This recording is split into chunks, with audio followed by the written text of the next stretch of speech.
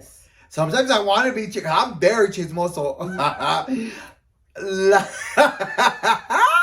I'm gonna sneak a peek, Heidi. Oli Olis, welcome to That's a Dude in a Dress podcast.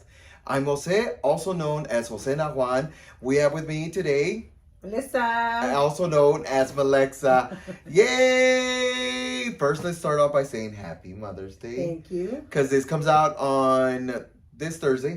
Thursday, yeah. Yes. And Mother's Day is at the end of the week. At the end of the week. And so we only do it once a week. So I figured Happy Mother's Day to everybody. Happy Mother's Day to the ones that are here and the ones above. Because that's where my mama is, hopefully. Just kidding. So I wanted to start off this podcast because we talk about subjects, right? Mm-hmm. And we discuss them and we're like, what should the subject be today? And I thought, let's keep it within the same realm, right? Of strong, powerful women. Yep. My mom made a lot of mistakes along the way. And I'm actually grateful for her mistakes because it gets me to the point where, look, I'm starting to realize, like, the friends around me, the ones that want to do drugs or the ones that want to do extracurricular activities that don't align with my same energy. Yeah. I'm like, you know what? You do you at your own time, at your own pace, but not around me. And so that's what I think when my mom taught me is that because I saw the consequences to it, I don't want to be around it at all. Yeah. And so I'm grateful for her showing me. Yeah, I know. Yes, we paid the price when we were younger, but I'm not younger anymore and I'm safe. So I wanted to keep it up with the same strong women. And a lot of people, look, she has 2 kids. And what she doesn't, a lot of the time she doesn't get to share with you is that she's really a strong woman. She also has gone through a lot in her life. She pays her bills. She has the kids. Mind you, they're fucking annoying at this point, right? Yes. She has a 12-year-old who is back talks every 5 seconds. Yeah. Thinks she's really funny. And that she's God's gift to, like, responses. Yeah. And any chance she gets, yeah. she has something to come back with, right? Yeah. Smart remarks, smart comeback, think it's a joke, or even with you. Yeah. Well, so from time to time, she just doesn't know where to step her boundaries. She thinks she's a comedian. She thinks she's a comedian with bad timing. But I always tell her, damn, know when your timing of the cue when to, like, step out of the conversation. Well, anyway, her son is also at that age where he didn't test her when she was younger, right? No. It's now as he's about to turn 19 and thinks he's grown and knows everything and has it under control and all that good stuff. Yeah. We all know that age, right? Yeah. Because I was there at the same time. Yeah. But I feel like it's strengths like that these kids are going to see when she's older and when they're older, mm-hmm. that she actually put a lot of work into this. Mm-hmm. And as a single parent, you don't understand how difficult that can be. Yep. Give us a little more as to your experiences. As far as, with my son, I'll give it to you now. So now, I just recently found out that, not recently, but I think in the last month, I found out, I think Easter, that he had a little party while we were out in Cali. And I was just like, so finding out later on, about 2 months later, 3 months later, something like that, I was just like, what? He had a what party? Who slept where? And so, yeah, I found out and I was so upset. But I was like, I can't get really upset because it's 3 months later. So I was like, ya pa que? But tell me how stupid we are. Not once, at least it didn't cross my mind. Nope. We both went to Cali to go see Angelitos. Shout out to Angelitos. His birthday came up and I missed it. He got a little upset with me, but whatever. Shout out to my Angelitos. Tony directs also, we were visiting. Yes. But not once did it pop in our fucking heads that, you know what, he might have people over. Yeah. Not once. Mm-mm. Because that's the first thing I said. Do not have a party. Do not have people over. So just take care of the house. Because he was the only one here while we were out on vacation because my daughter was with my sister. And no hombre, there it goes. I mean, luckily, he's, like I said, he's of age. He's 18, but still, like, no me dijo nada. I didn't even figure, like you said, I move in secret. He's worse. He is He worse. is, because you can't even tell what he's thinking. At all. And at all. And I think that's where you get frustrated, right? I get very frustrated because I felt like I did the work to have an open relationship with my son. I've been there. I don't allow anybody into my home unless I trust them.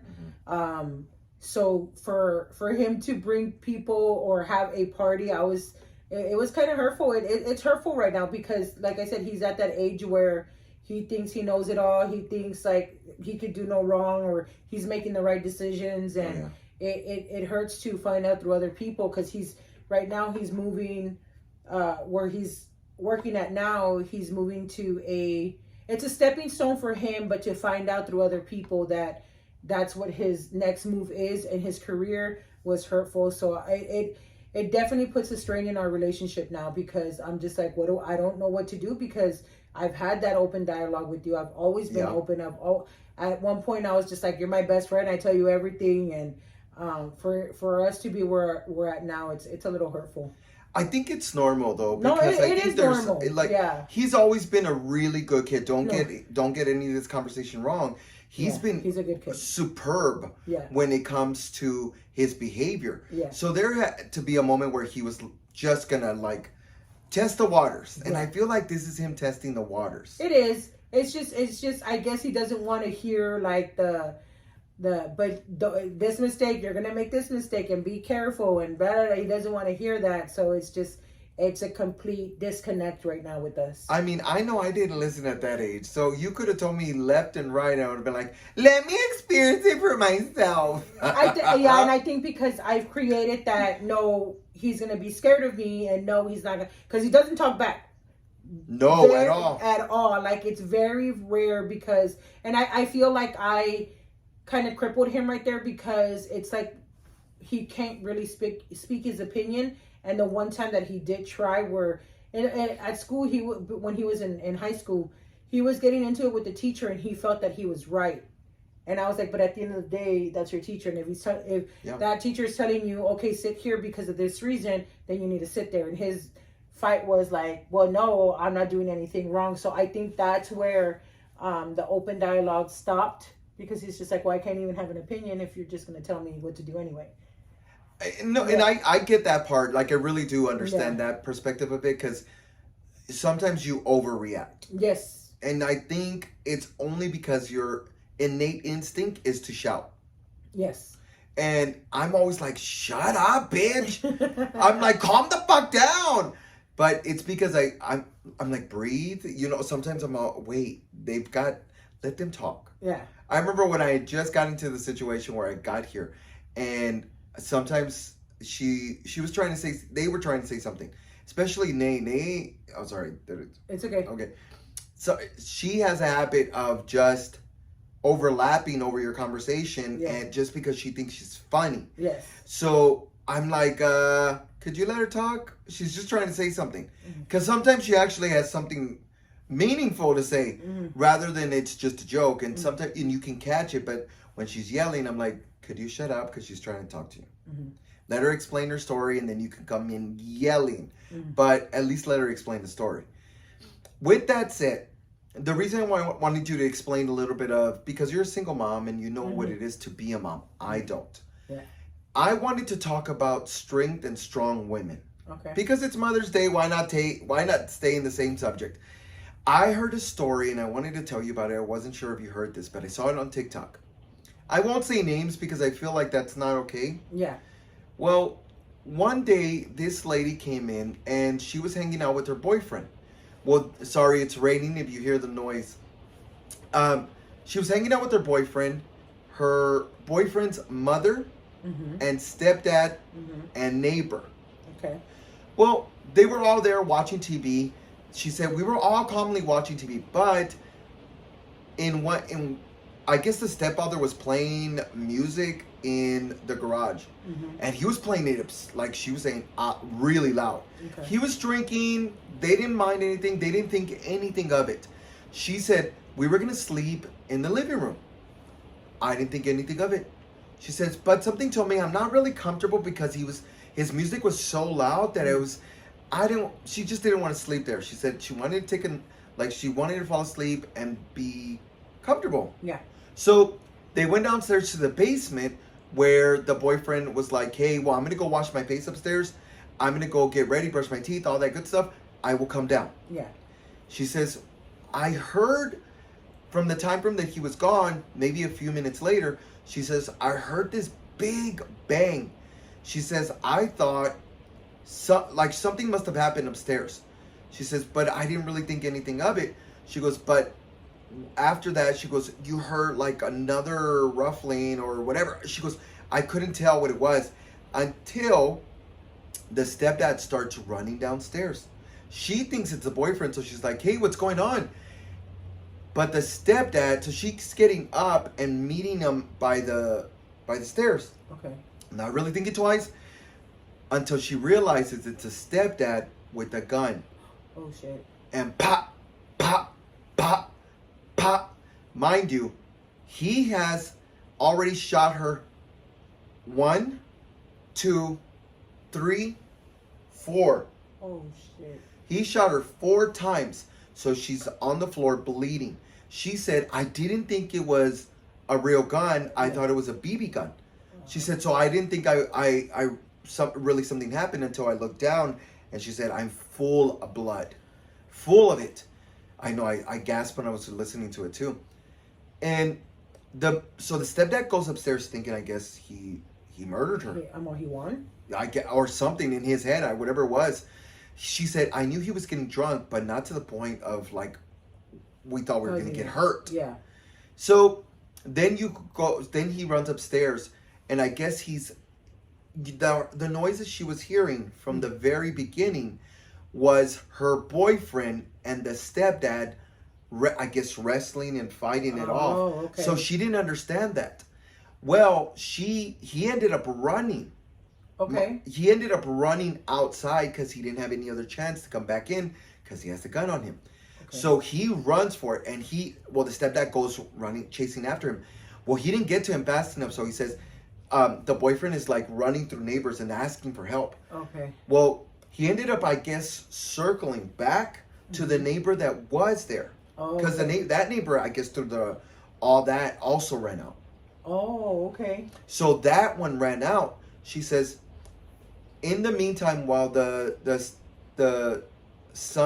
boyfriend was next door with the neighbor that was there, they were already trying to call the cops. Well, the girlfriend who was laying there full of blood, had managed to text her sister and said, I got shot. I'm calling 911. She calls 911, has them. She says, I'm breathing heavily. I'm taking my breath like slowly, but I'm still talking to them. She says, and then I hear pop, pop, pop. She goes, I can't tell how many shots at this point, but I hear shots again. She said, I couldn't make it out, wasn't understanding what it was. I'm still on the call with 911. I see somebody coming down the stairs, but not all the way down. She says she makes it like halfway down, but she can't tell who it is from her angle. She goes, but then I see she goes, all I see is them running right back upstairs. Okay. Doesn't know who it is. She goes, and then I hear pop, pop. Damn. And so she's hearing all this, not really knowing. She thought she was safe because of whoever she saw coming downstairs. She said, I'm safe, everything's fine. Yeah. They took him down. So she started yelling while she was on the 911 call and says, help me, I'm down here, help me. Mind you, nobody came. Well, he turned around and went up. Mm-hmm. Little does she know that it's a stepdad. Oh, shit. And I have to wonder, because she doesn't explain it, I have to wonder that he had to have at least decided to say, oh, she's still alive. Yeah. And let me finish her off. So it was another 2 shots, because that's what she heard, right? After he ran back upstairs, he heard 2 shots. Oh, okay. Well, she was still yelling in the meantime. Finally, she said, I hear police. Hey, this police coming down, because they heard her screaming. Oh, okay. So he says the police officer gets to her, and he's putting the puncture, like he's putting pressure on the shots where she got shot. And mind you, it's like 1, 2, 3, 4, or 4. Sorry. Well, he's also putting X's where she got shot. Okay. So she does not understanding until later on she realizes that the stepdad had gone there, I guess, to finish her. Well, ran upstairs, noticed that the cops were coming, and shot himself twice. And I was like, twice? I guess the first bullet didn't didn't do the job enough. So he shot himself again, and that's what did it. So she said, we don't understand. All we thought is that he was drinking. She goes, we didn't know he was under the influence, anything like that. And the reason I tell you this story, and I know it seems a little heavy-handed, but I say it because there are women out there dealing with a lot more things than we are. Yeah. We think dealing with your son and not talking to you, communicating is extremely difficult. Yeah. But there are women out there that are suffering and going through these really, really difficult. I can't even imagine getting shot. Mind you, I thought it was only 4 shots. Okay. It wasn't. He shot her a total of 6 times. 1, 2, 3, 4, 5, 6 was her legs. He shot her 6 times, and she was still able to call 911, text, scream, help, I'm down here. She said the ones that were able to survive was the stepson. The son, the boyfriend, herself, and the neighbor. But the mother who was there did die. He did murder her after, I think it took like 2 or 3 shots. So was this before or after the wrestling with the boyfriend? So she doesn't clarify, and if she did, I didn't hear it. But I'm assuming during that time that they're wrestling, he shot, because she said it sounded like a big bang. Yes. Or something that sounded like big bangs. He must have shot the mother. The the boyfriend stepped in, couldn't wrestle him down, left, ran out, went to go try to go get help, and then he went downstairs to go finish her off as well. Which I think is really interesting. I get the boyfriend was in the way, but I don't know if his intentions were to murder both of the women. Yeah. Because both of the girls were harmed really well, really did. One died and one of them, I mean, she could have. I guess where he shot wasn't like, it wasn't dangerous enough where the bullets went in. Thank God, because there's this artery that runs right here that they punctured it, you're done. You have to see you don't have to, but I'm saying you should see her telling the story. Yeah. She has the wounds. They're still fresh. And they're black. So it looks fresh. Oh, so it's recent. So when she's telling the story, it is recent to the moment that I saw it, at least. Oh, okay. But we have to give it off to women like this that say, I'm not going to give up. I'm going to keep fighting. And I think that's what I was trying to give out to this story, is that we, as women, you guys are survivors. You guys... You go through the smallest things, the biggest things, and you say, I'm going to get through this. Yep. I think this is why a lot of people some people that are new to YouTube don't understand that I do a lot of my content based off of women. Based off it's my way to say, this is my love letter to the women in my life that have passed away. My grandmother, my mom, my sister, my tia. Yeah. Those women, that's the way I contribute live, because I am grateful for everything they did. And this is how I show it. Yes. By making powerful, strong characters. Because that's who I saw growing up. Yes, they were drug users and drug dealers. I get it. But to be honest, they were everything to me. Yeah. And I think partially comes from them teaching you to be strong in order for you to be able to survive too. Because you did go through a lot when you were younger. So when you were at the age of at what age did you feel where you felt empowered, you had the strength to fight back and say no? At what age were you to where you didn't feel afraid anymore? Regardless if they were going to jump you, if they were going to talk shit, if they, where you were just like, no, I'm fighting back and you're not going to talk to me like that. I think it was I thought I was gonna say one where my grandmother taught me something where she said, because a boyfriend of mine didn't want to go on a vacation. I think I mentioned in one of the stories. Yes. Where he didn't want to go on vacation with me, Yes. but she told me there's gonna be men out there that are gonna do this but worse, and they're gonna convince you not to do something. Yeah. But that should give you a more reason to do it. Yeah.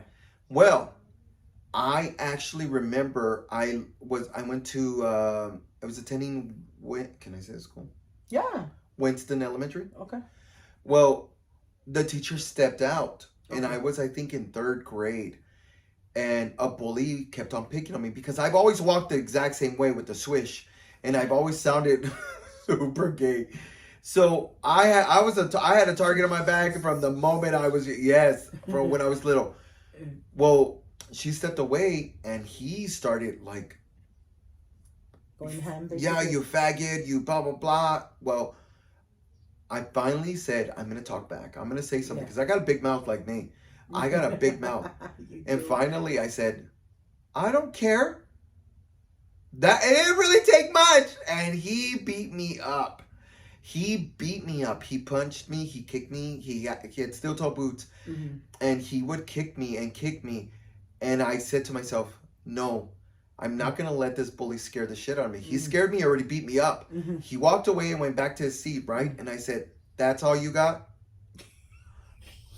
So you were what, 4th grade, 5th grade? Third. Okay. I think I was in 3rd grade. I was young. It was really, really young. I was like, he's gonna beat my ass. He's gonna beat my ass again.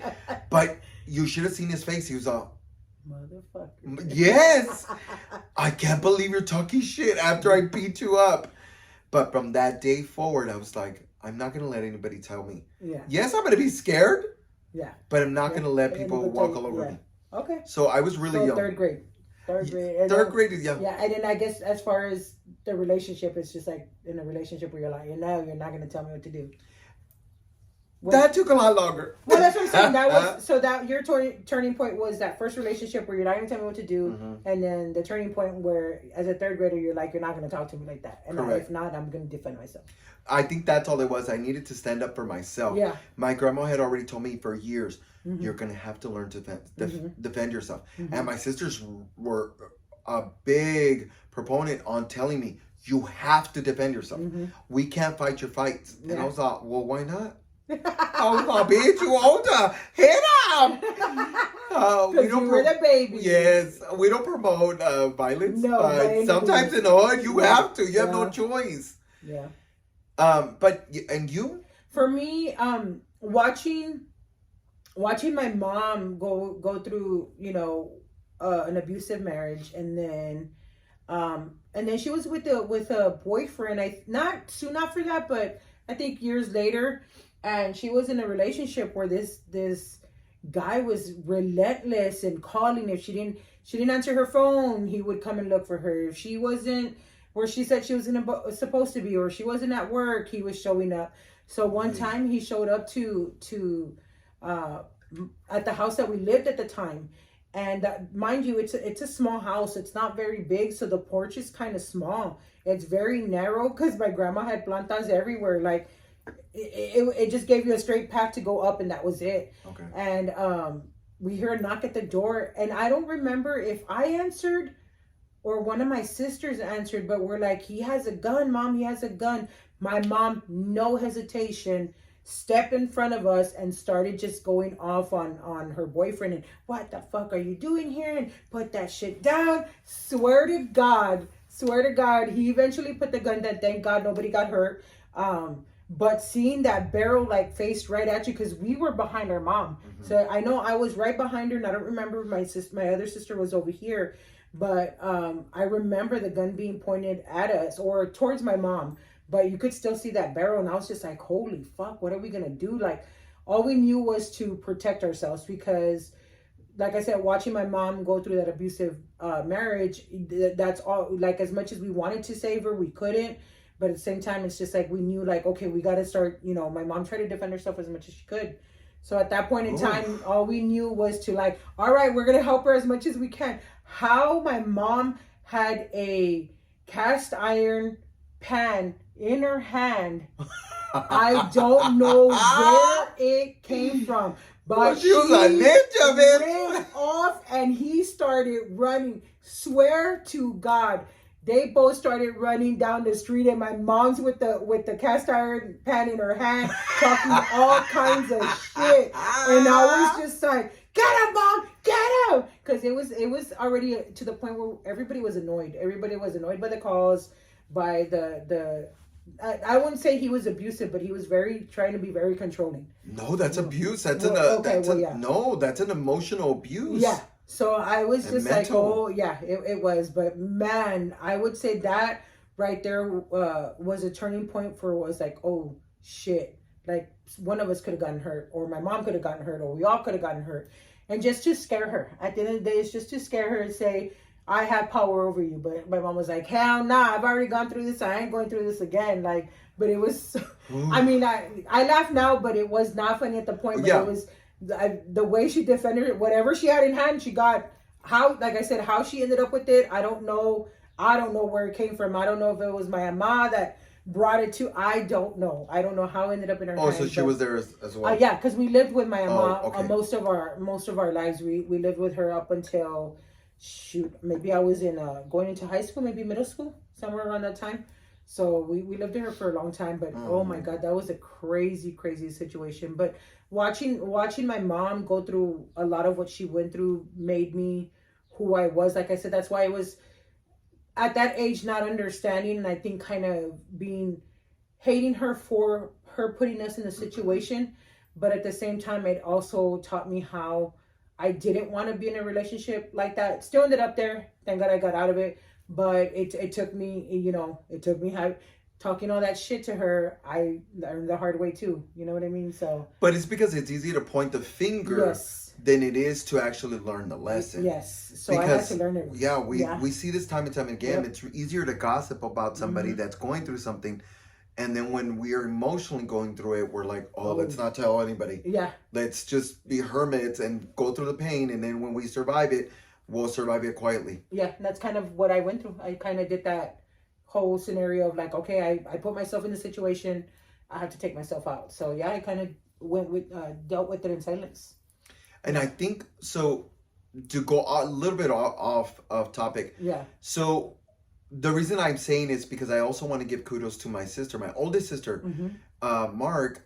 I love my older sister, but one time we were hanging out so it was my mom's, my mom's and grandmother's, friends. Okay. They weren't real friends, but anyway, to me they weren't real friends. Acquaintances. Well, that's what it felt like. Yeah. Well, they dealt in the same crowds. Uh-huh. So my older sister and hers, we would hang out in that house.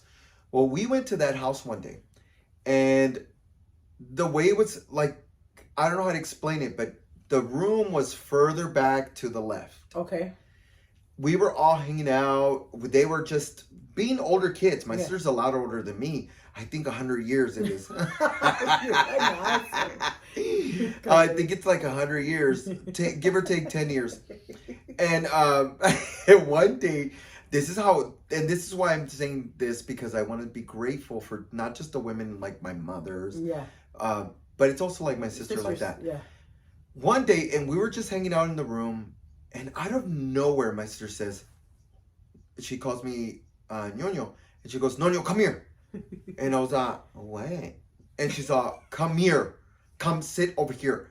And I never really quite, like, if she has a tone with me, even though my sister she's not a physical, like, she wasn't going to beat you up, nothing like that. She had never harmed me like that. But she had to come here. And the way she told me was in a different tone. And I was like, she said, sit down. And I was like, okay. But the bed, it was one of those ghetto homes where the bed was on the floor. Okay. And they didn't have this is a ghetto ass bed. And I was like, okay. She says, lay down. Mind you, that's towards the wall. So the wall's right there, a little bit of space, and then it's the bed. Okay. Enough to where you can walk and not bump into anything. But so she tells me, sit down right there. And I said, okay. And she goes, all you hear within a few seconds of her telling me, sit down. I was like, okay. I sat down and I hear, pop, pop, pop. pop, pop, pop, pop, pop, pop, pop, pop, pop, pop, pop, Oh pop. my God. And she jumps without hesitation on top of me and covers me. Yeah. And that's the kind of the sister that I have, the older sister. And I think that's why a lot of my nephews and nieces don't understand that. Yeah. Because my sister has always been very protective like that. Of course, I was safe. Nothing happened to me. It was a drive-by, because you grow up in the hood and drive-bys happen so often that and it's so crazy because we're just so, it was like normal for us. Yeah. And it's weird to hear from people that weren't accustomed to that. Mm-hmm. Because we lived an unprivileged life that to us, you knew exactly what to do. You dropped to the floor. Mm-hmm. But I didn't even need to do that because my sister was there, and that's what I'm grateful for. Mm-hmm. I'm grateful for my sister Marquise that took care of me like that. Mm-hmm. So, do you have something? I mean, my sisters, they're all strong in their own, in their own ways, but I am the oldest of, what is it? I think I said I have 8 sisters. So I'm the oldest of 8 sisters, 2 brothers. So, I have sisters on my dad's side and then my mom. So, I mean, to say, I would try to find a story to where I feel like, okay, this empowered me. I think watching, when my younger sister go through a very, very heavy divorce. It was heartbreaking because she's the one that saw the white picket fence, the whole family, the whole, both her kids were. Who doesn't? Yeah. But she was the one that was dreamed about it. Yeah, who had it. And it looked like a fairy tale. It really did. Her son was in football, was an all-star, athlete. Her daughter was in, a cheerleader, did the best there. She was an all-star athlete as well. So to see it kind of crumble, it was heartbreaking. We were used to it because, like I said, we saw it with our mom. So I guess my sister wanted to be the one that, broke the mold and said, I did it. I survived it. I have a loving marriage. And to see that end was heartbreaking. To see her kids till this day, kind of still deal with it. And as far as my other sister, like, it's hard to see her because I know I was very vague the last time that I talked about it, but since then, speaking to her, she suffers from addiction and she fights it every day. And do you mind saying what addiction? It's she's addicted to, what is she addicted to? Heroin, I think. She was addicted to heroin, so her hoping she's on the right path and trying to get clean from this point forward. And she's lost all her children, and it sucks to see her go through that because it's a constant battle with her and herself, like not loving herself and not forgiving herself for giving her children or trying to give her children a better life, or letting go and saying at some point, I will have. I can't do it. Yeah, I that, or I'll have the conversation with them at some point with my children. But it's a constant battle with her, and I see her, and I tell her, as much as I can, like, hey, it's not your fault. Like, your kids are in a good place. They might have not grown up perfectly, but at least they're all safe and they're all, where they need to be. So watching her battle that, it's another, heartbreaking. And I think that's where, like, a lot of people don't understand is that it's a struggle to say, I can't do this. And we don't applaud people who are not able to, like, who are suffering through addictions or whatever it is, and saying, you know what, I can't do this. I fucked up, but I can't do this. So please, I can't take the responsibility. Can you? Yeah, when she finally came to that term, it's like she still wasn't okay with it. Like, she hasn't come to terms like, I had to do it for the sake of trying to get better. That's where she loses herself. That's where it becomes more of a battle because she's still not forgiving herself for letting go. She felt like she feels like she should still hold on. I'm like, well, you suffer from an addiction that you have to, overcome, and that's hard in and of itself. Like, I see you battle yourself every day trying to, surpass that. And I don't know how many times to tell her, like, your kids are fine. Your kids are fine. It's I guess it's her wanting to be involved, and you can't at this point. But I think that's a lot bigger than you. Oh yeah, I think yeah. you have a lot to deal with in your own struggle that taking the responsibility of why or how and how should I help you is not yours but hers alone to like carry. But I'm saying that the strength that it takes for her to try is what I'm saying. Like watching her battle and going through that, it takes a lot. So I feel like you're strong enough in saying like, I do have, a problem and let me try to fix it. Yeah. So that's what I mean. Like I'm trying to, the strengths that all my sisters have is, watching her go through this and watching her go through this. So yeah, it's that's where I feel like, oh, I don't know what it is to be in a, have a divorce. I don't know what it feels like to, be an addict. And, so I see those strengths in them. And to be honest, I think that's why I wanted to have this discussion because we don't say thank you enough to even the people that are still struggling. It's kind of like the lady yesterday. We went to go have dinner with one of our other best friends. Yeah. And on the way back, we saw this lady on the left. Yes, on the left. Shorts. Very left nothing to like the imagination at all. Yeah. A cut off top, right? What looked like almost she it's had two like, bras. Yeah, right? it's almost like she rolled up her shirt. Yes. So it could be like it's just showing. And here. I noticed she had like two bras. Yes. So estaba bien chichona, pero small, skinny little thing. Yes. And then these big old gorgeous platform gold heels, right? And her purse, I was just eyeing her purse. And she was matching, Yeah. But the first thing we did was, yeah, because we knew immediately she was struggling with something. You could tell she had some type of addiction, and that outfit represented her work. And I don't personally care. That is your life. You do whatever you want to do. You want to go get that and do whatever. I don't care. But it's not that I saw. It's not the heels that I loved. It's none of that. No. What I saw was she's struggling. She's struggling. And I hate that people nowadays don't tell each other like congratulations for getting through whatever you went through. Yeah. Because sometimes they need to hear it too. And this is my thank you to you all as well. But I feel like the addiction just is rampant. Like in the brown neighborhoods or people of color neighborhoods. I mean, I'm sure it's everywhere. But it's everywhere. Yeah, but in here where we see it, yes, we saw it where it's people of color. Yes, and it's not just addiction.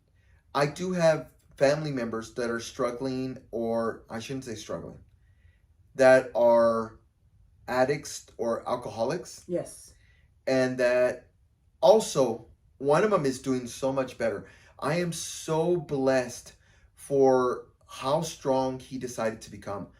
I can't tell his story because that's not mine to share. Yes. But I have to say how grateful and powerful it is. I can't stand that he speaks in like quotes sometimes.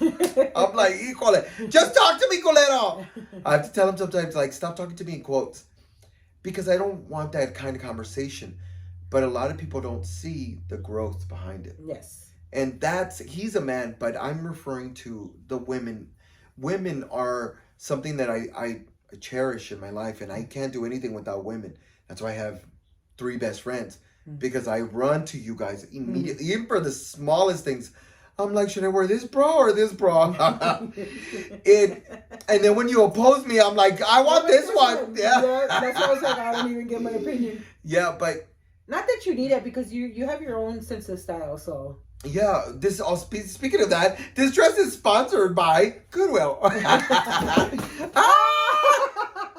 scared me. I know. It went all the way down. It's okay. We'll get in. I'll get in a bit. But to me, let's also talk about Macchia Coffee, because that's also owned by Latinas. Yes. And I'm grateful for them. This podcast is sponsored by Macchia Coffee. You can get your Macchia Coffee at macchiacoffee.com, MAGIA coffee.com. And you can get your discount code with Josena Juan 15.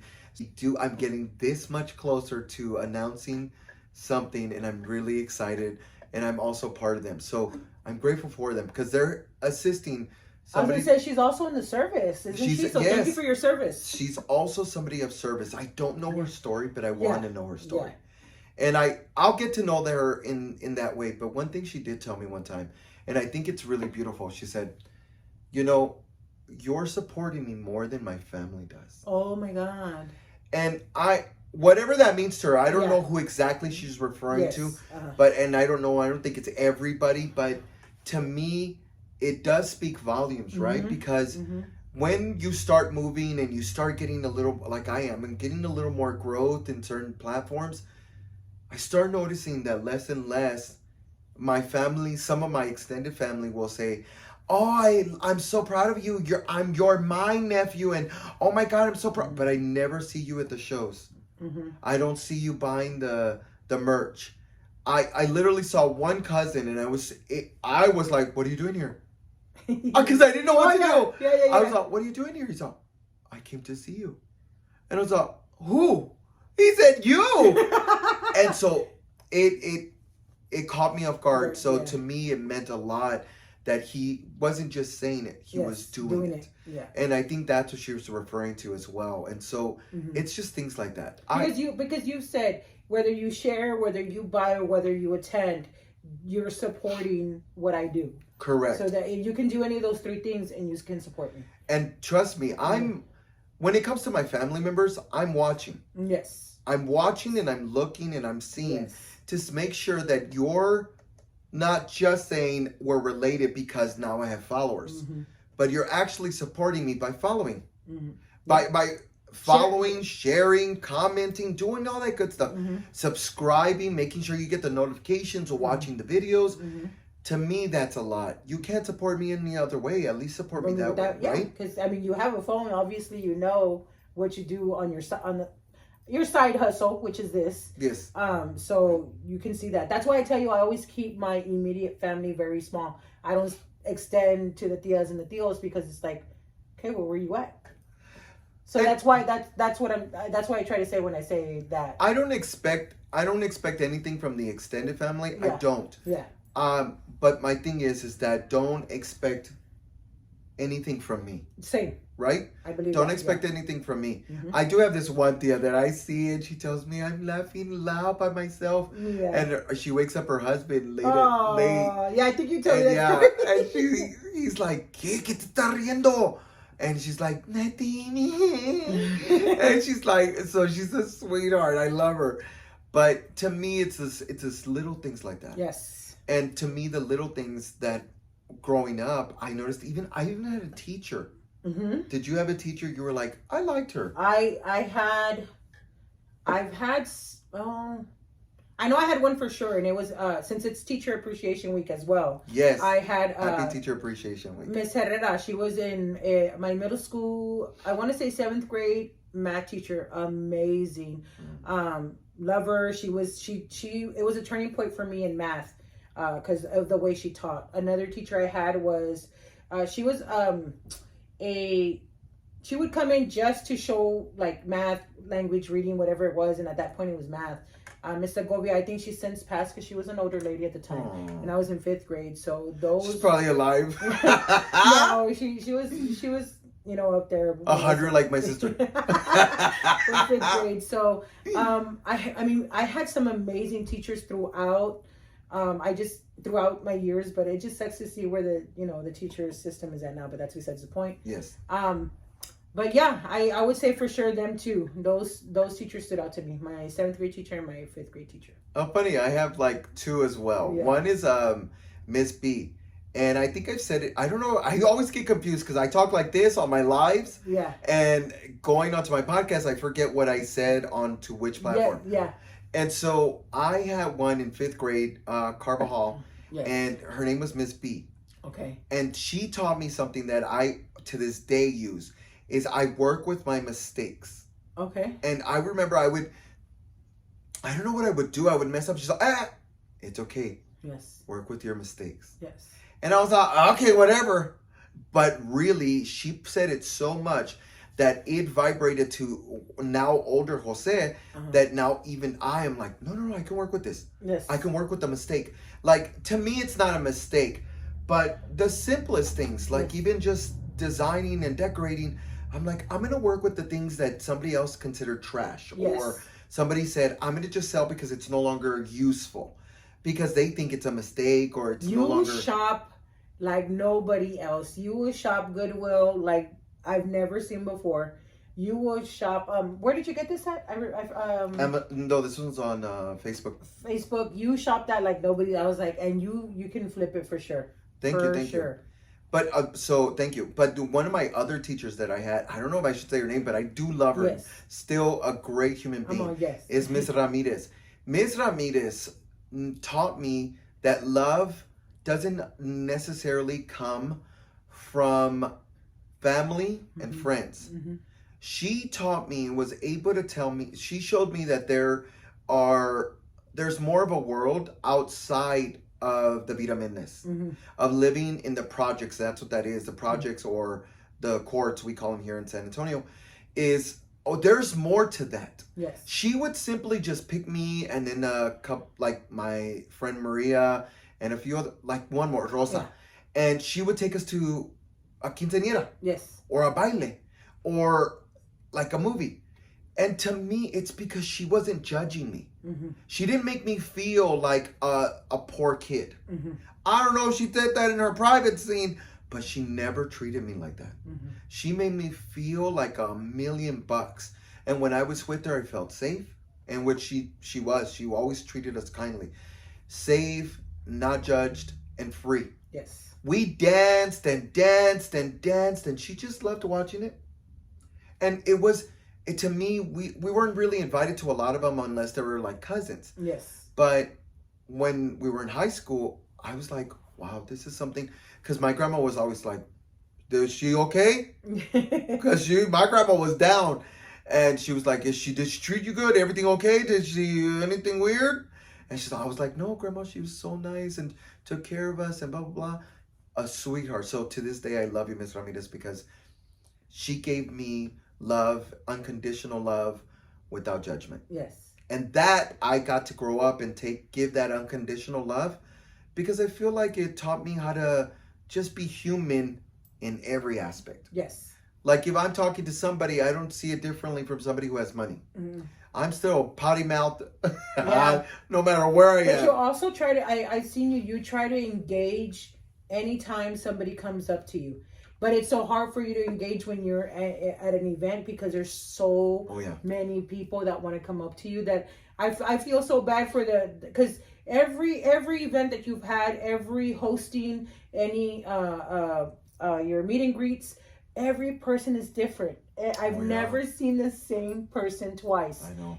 Maybe once, but it's heartbreaking for the people that come and tell you the story, and they want to engage with you, but you're just like, and here comes the next person. Can we take a picture? Can we take a picture? And I'm just like, oh, I feel so bad. I feel so guilty because I'm like, I'm so sorry. Give me 1 second. I'm just gonna. And I try to come back, but sometimes they'll just be like, okay, well, let him be. Yeah. And they all understand. They never, complain. No, I don't think anybody was ever. No, they get it. But I'm just like, oh my God, I feel so bad for the ones that want to tell the story. And some are real quick, like you got me through tough times and blah blah blah. I just want to tell you thank you. Let's take a picture. Yeah, and I'm like, okay, and I'm like, one time somebody told me like that, and then she went like this. I was like, give me a hug, pendeja. But yeah, you do that. You engage with your followers. You try to give them as much time as you can with the limited time that you have. So that's why I think you always put these personal meet and greets out. So yes, you can try to give them that time, one-on-one. I'm really grateful a lot. Look, I'm really grateful. I've always wanted this for all my life, and I feel like I've been prepared for this throughout my life. Yes. And there are times that I got a little snotty and I got a little over my head. And don't worry, Bianca was always there to be like, quit your shit. Quit your shit. That's not who you are. In your private life, you're a sweetheart. Don't do that in public. And I was like, okay. But anyway, into that tangent. But thank you.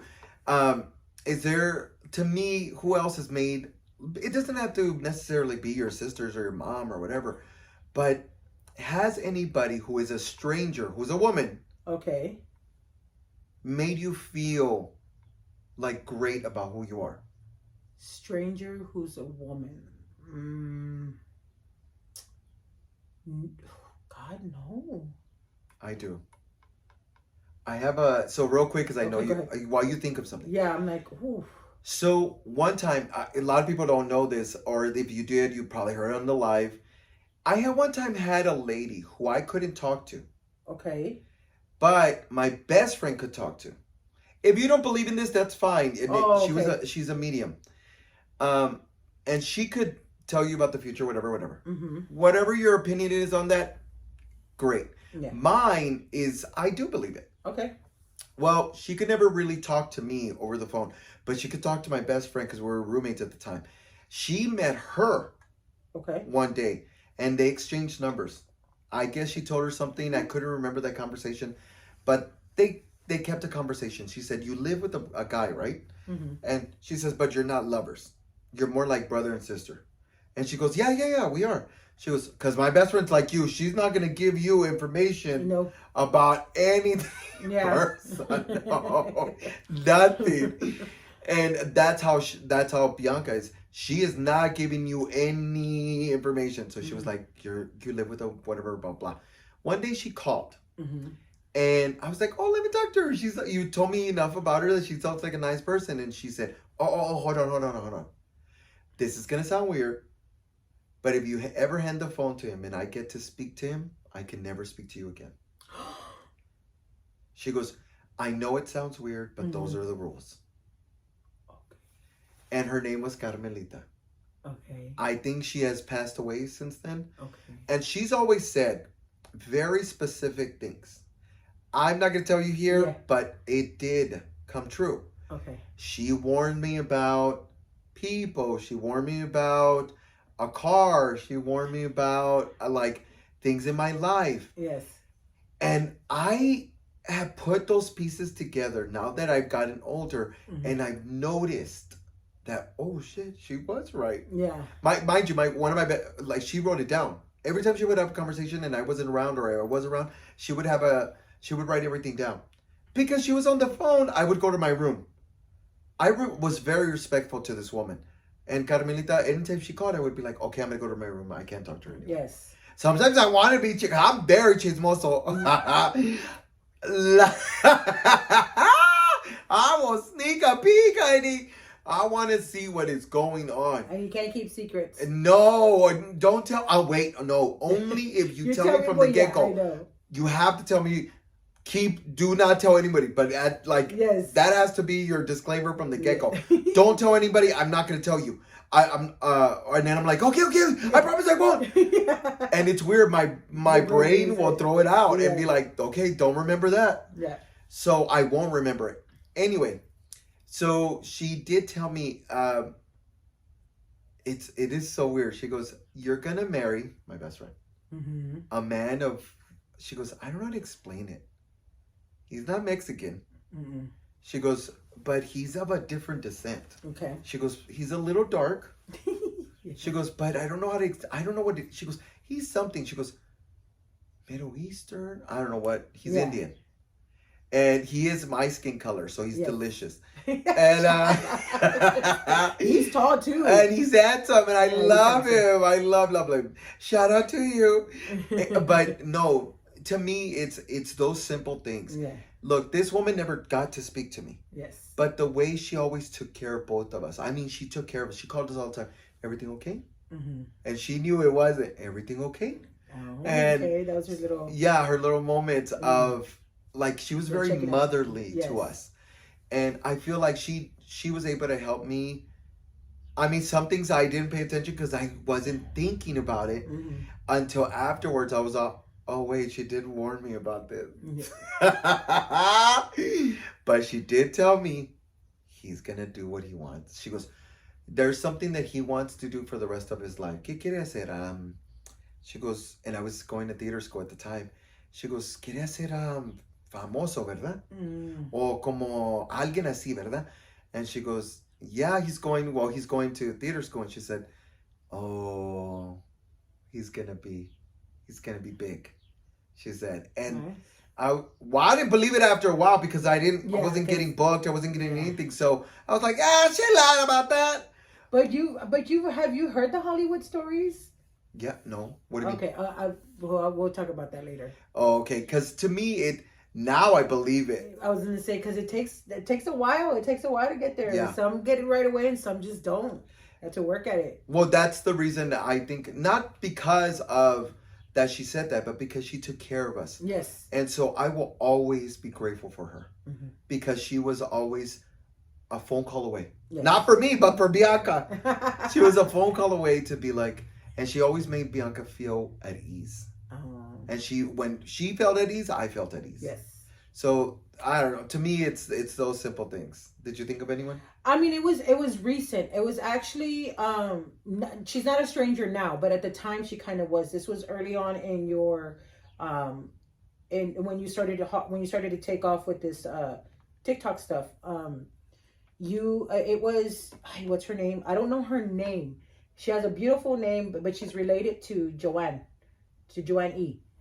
I don't know if I should use or Chona E. Oh, she's related to her, and she came up to me, and you were off taking pictures, doing your thing, and I kind of stayed behind, and she goes, "Oh my God, you are so beautiful. Your skin tone you're glowing right now." And mind you, I suffer from rosacea, so that's kind of like, I don't think, my face, I don't think I'm pretty, blah, blah, blah. I have the rosy cheeks. And so when she told me that, I was like, oh my God, thank you so much. You don't know how much I needed to hear that. You don't know how much it's taken me to get to this place, to feel like, okay, my skin's okay. It's never going to be the same as I was when, I was 17, 18. I'm going to be with this for the rest of my life. But for her to see that and nothing more than, I was just like, thank you so much. I think I needed that at that time. Oh, that is beautiful. Yeah. I didn't know. Oh, okay. That is because you had taken off and you were super busy, and it was just me and her standing there. Really sweet. Yeah. So I would say that was probably the moment. And like I said, she's not a stranger now. I ended up finding out, she's related to Chona. It's her. Is it her sister? It's her niece, I think.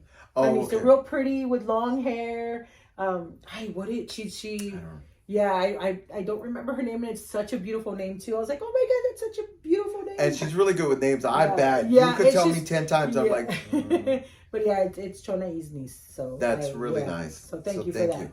With that said, yes, I just want to say we are completely grateful to all the teachers out there. Happy Teacher Appreciation Week. Also, Happy Nurses Week as well. Yes. It's in there too. I was going to mention that too. Yeah. Happy Nurses Week. Yes. This is so funny. Happy Nurses Week. Let me tell you something that I once did. And it was because I went to be a phlebotomist. Yes. Okay. That's nowhere near being a nurse. But it's in the realm of bodies. It's in the small spectrum of it. Yeah. But I just want to say this is a story that we were learning how to do CPR. Okay. And I was living in Chicago. I was living with my ex. We were coming down the highway. And if anybody knows Chicago, it is bumper to bumper around 6, 7 o'clock still. Ooh. Yeah. It was already starting to get a little dark out here. And we are all the way to the left. We are slowly moving. Mm-hmm. Parked on the, what do you call them, mediums or that little, when if your car gets in trouble, you could pull off to the side. Oh, it's they're not mediums, but it's I don't know if they're emergency lanes or not, depending on how wide they are. Well, this is wide enough. Okay. For cars. Probably. So I guess we'll call them emergency lanes if that's what they're called. Well, we were all the way to the left since we were going. All I saw was this guy doing this on top of his friend or whomever. And he's like, get up. And he's screaming. Mind you, the windows are up. He's on top of him, trying to give him CPR. And he's like, help me. Oh my God. And he's freaking out. So I tell my ex at the time, and I said, pull over.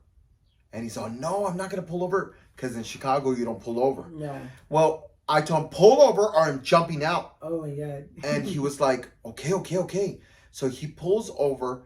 I jump out. I go because I can tell he is frantic. Yeah. And God knows if he really is helping with that CPR. Yeah. And so because if you're not doing it right, it's no use. Exactly. Mind you, the guy's sitting like this. Like this, no movement, and the guy's just pressing hard, like on his chest. Yeah. So he's not even. You could tell he's just not doing it correctly. Yeah. And so I open the door, and I mean, my voice drops, and I tell him, "Everything okay? My friend, help him, please. He's not breathing. Help him, wake him up." He's screaming, and I said, so I say my ex's name, and I tell him, "Can you get him away? Yeah. Keep him distracted on the other side." At the same time I'm doing this, I can feel a faint pulse, and it is scary out there.